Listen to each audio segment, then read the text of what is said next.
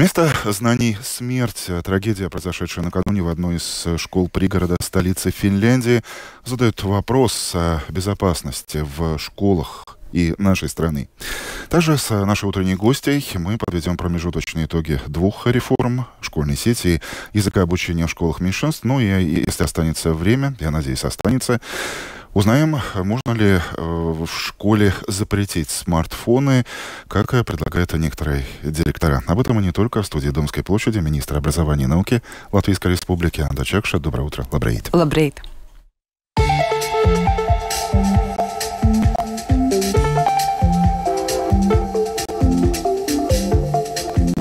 От первого лица. Но прежде я начал бы с того, какие выводы, по-вашему, следует сделать в школах Латвии по следам вчерашнего ЧП в школе финского города Эспу, где школьник, как известно, расстрелял своих одноклассников. Uzreiz jāsaka, tas ir briesmīgs notikums, un katram vecākam un skolotājam, es domāju, ka tas liek pārdomāt to, kāda ir drošības situācija konkrētajā skolā, un ir vairākas lietas noteikti, ko var darīt. Ir jāsaprot, ka, protams, ka skolas mums ir pašvaldību dibinātas, un viena no lietām, ko noteikti ka var darīt, ir drošības detektori, ko, teiksim, jaunajās skolās mēs jau redzam, ka ievieš, kad ir metāla detektori, ir svešu cilvēku atpazīšanas sejas, jo šobrīd ar mākslīgo intelektu ļoti daudz lietas jau var tīri tehnoloģiski nodrošināt. Как говорит министр, это ужасно, то, что накануне произошло в Финляндии, и поэтому заставляет задуматься в том числе и о ситуации с безопасностью и в наших латвийских школах. Конкретные вопросы и тут же ответ, что делать. Ну, прежде всего, устанавливать детекторы безопасности, которые при помощи искусственного интеллекта, он и сейчас входит уже сюда, позволяет опознавать и выявлять лица. Что-то еще? Un noteikti mēs jau arī likumdošanā redzam pārmaiņas, ko arī prezidents ir inicijējis par tātad summu pārbaudi, kur es teiktu, tas svarīgākā lieta ir, ka skolai ir jābūt pārliecībai, ka viņi vienmēr saņems atbalstu no pašvaldības policijas, no policijas, ja ir aizdomas par kaut kādām situācijām, kur skolēni vai sveši cilvēki ienes kaut ko skolā, kas var apdraudēt pārējos bērnus vai skolotājus. То есть школа всегда должна быть уверена в поддержке со стороны полиции, муниципальной полиции, государственной полиции. И это, кстати, вопрос о том, в какой стадии, кстати, находится вот эта дискуссия, которую инициировал не только президент, но и профсоюз работников образования о dosmotrie в случае подозрений сумок и рюкзаков школьников. Komisijā šis jautājums ir izskatīts, un, ja nemaldos, šobrīd tas virzās savu gaitu uz priekšu. Tika atrasti tie labākie risinājumi, lai jāsaprot, ka jebkura lieta, kas ir atrasta juridiski, ir pierādījums, un tad ir nepieciešams klāt citi cilvēki. Tas tātad tiek meklēts tas juridiskais ietvers, lai директори... То есть, можно сказать, самое главное сделано вперед, сделан юридический, законодательный шаг, как вы сказали, найдены в данной ситуации, пожалуй, лучшие шаги рассмотрения этого вопроса в парламенте, а дальше, наверное, уже жизнь покажет, что и как. О жизни, теперь о реформах. Более полугода с коллегами посчитали, что ровно 7 месяцев прошло с момента полного перевода первых, 4 и 7 классов на латышский язык обучения. Вы удовлетворены промежуточным итогом? Задумались? Jā, jo es teiktu, ka būtībā tik lielas reformas kontekstā es varu būt apmierināta, ņemot vērā arī, ka igauņi brauc pie mums, lai paskatītos, kā mums iet ar šīs reformas ieviešanu, jo Igaunijā pārēj uz igauņu valodu pat mazākā apjomā sāksies tikai no nākošā mācību gada. Un tas ir tāds moments, kur mēs varam sev paši uzsist par plecu, ka mums ir izdevies izdarīt kaut ko ātrāk kā Igaunijā, un arī lietas, ar ko mēs varam dalīties. Vienlaikus, protams, ka mēs redzam arī tās vājās vietas, kur jādod lielāks atbalsts ir skolām, pedagogiem, un kas ļoti svarīgi ir jāiesaista skolēnu ģimenes, tātad vecāki, ir jāsniedz atbalsts vecākiem, Un atbalsts ir jāsniedz pilnīgi visām skolām. Ja sākotnēji varbūt mēs vairāk koncentrējāmies uz skolām, kur pāriet tieši uz latviešu valodu, tad jāsaprot, ka šī pāreja uz sarunu principā daudzveidīgā lingvistiskā vidē, vai tātad bērni no mazākuma tautībām var ienākt arī latviešu skolā, un visiem skolotājiem ir jābūt zināšanām, kā strādāt ar бәрним. Что касается промежуточных итогов на сегодняшний день, то ходом реформы госпожа Чакша, министр образования и науки, вполне удовлетворена, и, как только что сказала моя гостья, об этом говорит то, что соседи эстонцы, на которых мы обычно привыкли равняться, сами едут к нам за опытом, и это уже то, что позволяет нам самим похлопать себя по плечу. Но есть, разумеется, и слабые места, и здесь нужно больше работать в плане поддержки учителей, родителей, самих школьников. И, что интересно, на мой взгляд, прозвучало, что в поддержке нуждаются не только те школы, которые пока еще остаются школами национальных меньшинств, но и исторические латышские школы, потому что и туда со временем будут приходить школьники из тех семей, где дома, быть может, говорят только на русском, на каких-то других языках, и здесь тоже могут возникнуть определенного рода проблемы.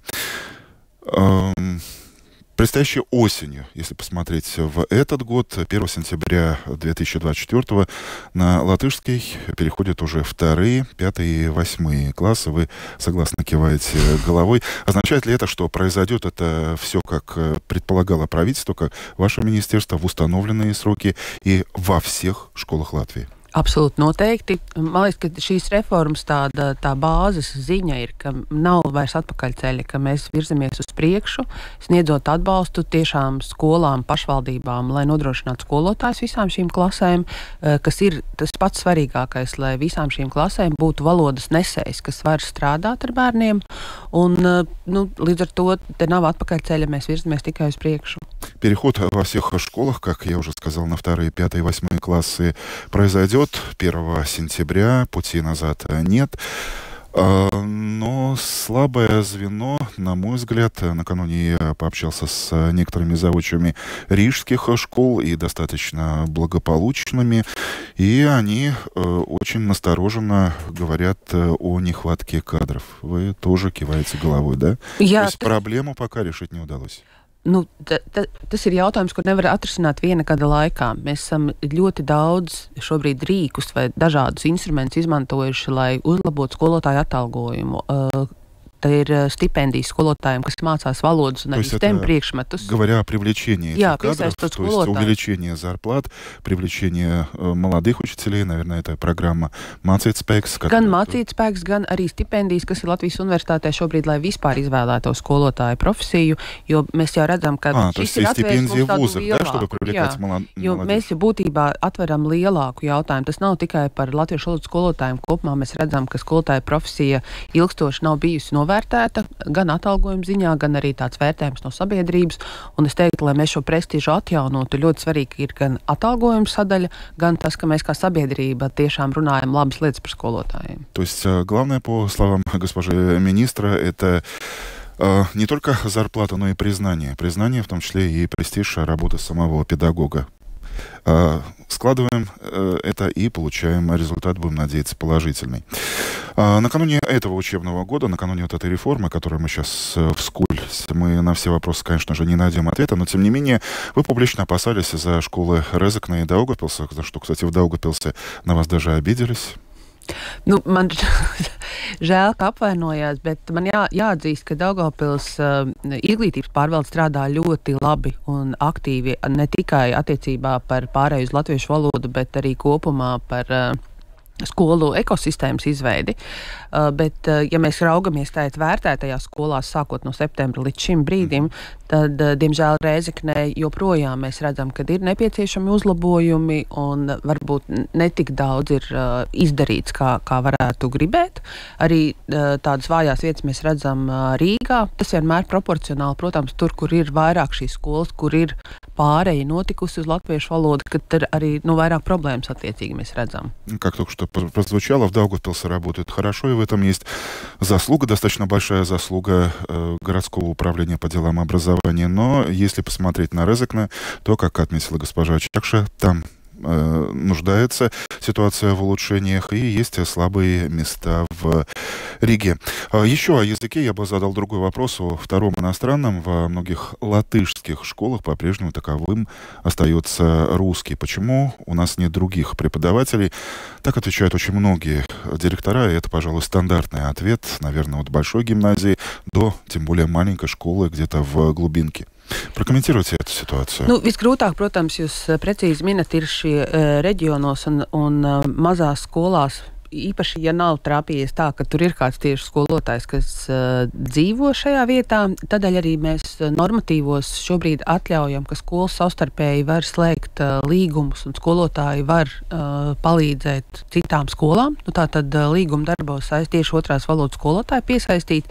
Mums vēl ir laiks, ja mēs raugamies no tās pārējas uz otro Eiropas Savienības valodu, un tādēļ arī vairākas programmas gan sadarbībā ar Vācijas vēstniecību, tad arī Vācijas valodas mēnesis, tāds reklāmas, es teiktu, tad Francijas vēstniecība, kas ir tās lielākās valodas, par kurām ir izrādīta interese Latvijas skolās, lai piesaistītu cilvēkus, kas varētu mācīt šīs valodas. Otra lieta vēl, kad arī izmainot to veidu, kā apmāca skolotājus universitātēs, mēs piesaistām, lai cilvēki, kas mācās dažādas valodas, var iegūt papildus arī šos pedagoģiskās stundas un mācīt pēc tam arī valodas. Tātad piesaistot no malas cilvēkus, kas varbūt nav bijuši izglītībā iepriekš, bet varētu kļūt par pedagogiem.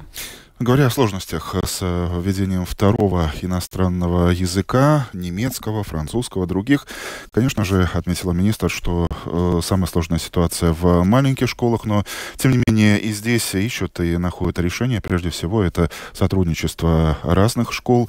Если где-то есть хороший преподаватель, то его можно задействовать и в другом учебном заведении. А это как, разорвать на части, нет? Nē, attālinātās mācības. Šobrīd jau mēs raugamies. То есть при помощи Zoom, Skype и вообще. Jā, piemēram, bērni jau var izvēlēties dažādas valodas, un ja skola, piemēram, piedāvā, ka ir šī iespēja izvēlēties, tad, protams, pretī ir jābūt skolotājiem. Un tas, kas ir ļoti būtiski, ka skola tad seko līdz kādā kvalitātē šīs valodas apmācība tiek nodrošināta, jo attālinātās mācības nevienmēr nozīmē arī labus kvalitātes mācības. Интернет и отдаленка поможет. И два вопроса, очень мало времени остаются. Вкратце я все-таки задам, хотя, наверное, это очень... Первый вопрос широкий, большой, наверное, требует и таблеток от головной боли в столе министра, да, болеутоляющих. Реформа школьной сети. Действительно ли политики сейчас решили сорвать стоп-кран до осени? Absolūti noteikti nē.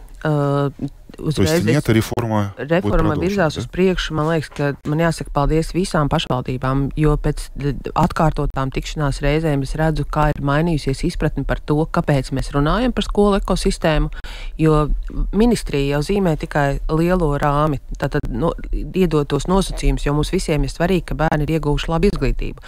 Bet pašvaldība kā skolu dibinātājs veido savu skolu ekosistēmu un nodrošina to, lai tiešām šī kvalitatīvā izglītība katrā skolā būtu. Un tādēļ man jāsaka liels paldies pašvaldībām, kas pie tā jau strādā.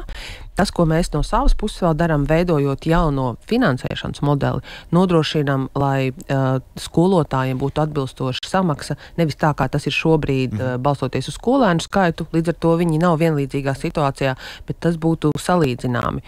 Un, protams, ka tā galvenā cīņa, ja tā var teikt, būs noteikti pie budžeta, lai mēs varētu sākt ieviest šo jauno finansēšanas modeli pašvaldībās, kas ir izdarījuši visus mājas darbus attiecībā uz savu skolu ekosistēmu. Здесь я, кстати, ожидал, что будет еще большая пауза, да, в вашем ответе, но министр сразу, не задумываясь, ответил, что реформа школьной сети не ставится на паузу, тем более никто не срывает на политическом уровне стоп-кран, все продолжается и будет продолжено, но главная битва здесь, конечно же, будет за бюджет. И очень коротко, это вопрос, который актуализировался с подачи директора маленькой Валасской школы. Собраны подписи в интернете под идеей ограничить в школах Латвии использование смартфонов, чтобы на уроках дети смотрели на доску, в тетради, а не в гаджеты. Вы поддерживаете такое решение? Ir jāsaka, ka ir liels valstis kas jau pieņēmuši šādus lēmumus, neatļaut bērniem skolā izmantot digitālās ierīces. Man liekas, te ir ļoti svarīgi saprast, ka jau šobrīd skola var neļaut bērniem izmantot skolā telefonus. Jo mēs dzīvojam ļoti sarežģītā laikā. No vienas puses mums ir jāiemāca digitālās prasmes, mums ir jāiemāca bērnus, kā strādāt ar mākslīgo intelektu, un vienlaikus ir jāspēj fokusēt viņu uzmanība uz mācībām. Jā, un tādēļ ir ļoti svarīgi, ka mēs mākam nodalīt vienu no otra, un telefona lietošanas stundās nav необходимо. Un tas ir skoла jau to šobrīd var дарить. Вы говорите сейчас как министр образования. Я ожидал, что вы будете говорить как мама очаровательных школьниц. Kā mamma, es absolūti piekrītu tam, ka telefonam skolā nav vietas.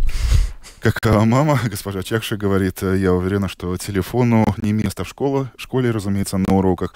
Тем более, что есть страны, где такие запреты ввели, но самое главное, что школа уже сейчас имеет все инструменты, чтобы ограничивать решение этого вопроса. Спасибо за этот разговор. В студии Домской площади сегодня была министр образования и науки Анда Чакша. Pateicos par jūsu laiku. Paldies jums. Приходите к нам еще. И напомню, что этот разговор, а также другие большие интервью позднее вы сможете посмотреть на нашем канале в YouTube. Латвийское радио 4. Заходите, смотрите, кликайте, комментируйте. Домская площадь. С добрым утром!